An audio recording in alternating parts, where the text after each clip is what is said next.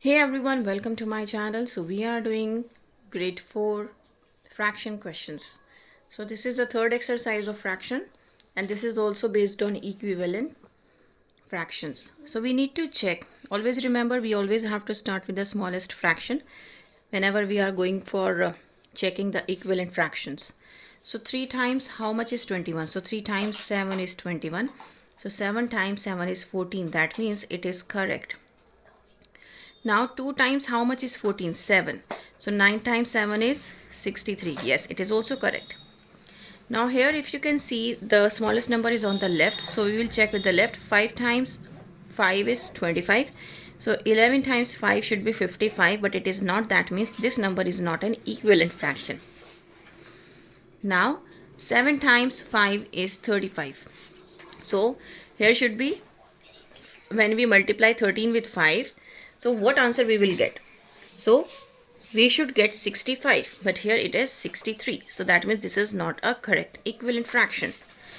Now 3 times 6 is 18. So 8 times 6 is 48. That means this is correct.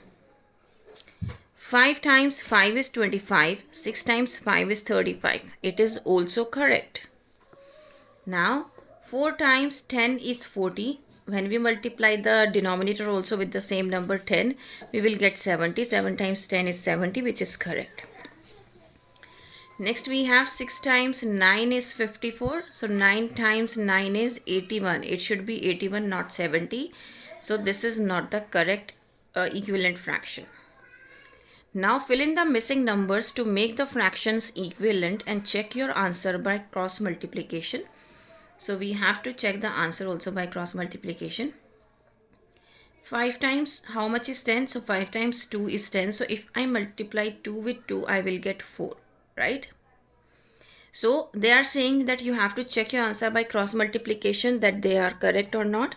How you can see, you have to multiply 2 times 10, you will get 20, and 4 times 5 you will get 20. If they are same, that means the answer is correct.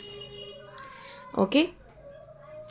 Now if you can see here, 3 times how much is 84? So 3 times 8 is 84. So if I am going to divide with 8, because there is a small number, so 8 times 3 is 24. Here also I am going to divide with 8. 8 times how much is 8? 1. Now 7 times 4 is 28. So 2 times 4 is 8. Okay.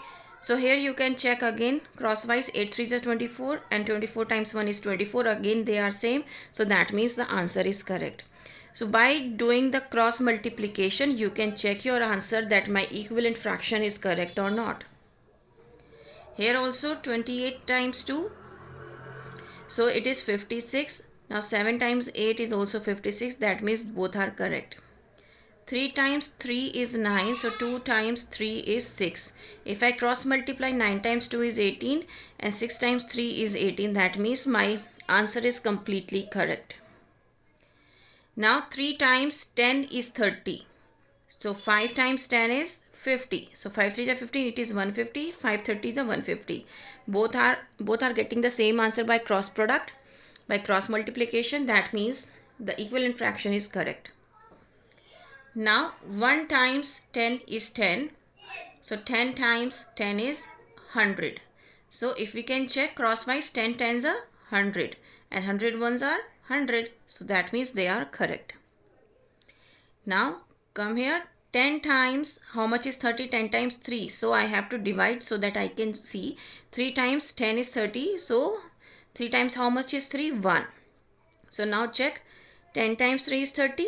1 times 30 is 30. Both are correct. My answers are same, right? That means whatever I wrote here, the answer is correct. My equivalent fraction is correct.